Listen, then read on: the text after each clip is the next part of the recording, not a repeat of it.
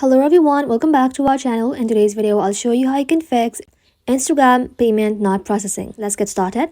So for that, first of all, you have to make sure your payment method linked to your Instagram account is valid. Check your card hasn't expired and has enough funds and is supported by Instagram.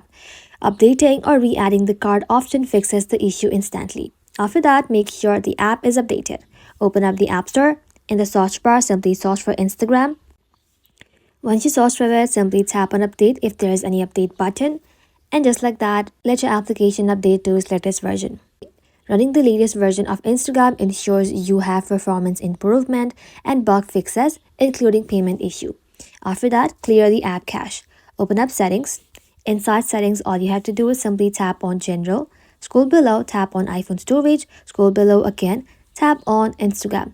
Just like that, tap on upload app, then tap on upload app again. This clears up cache and keeps your data as it is.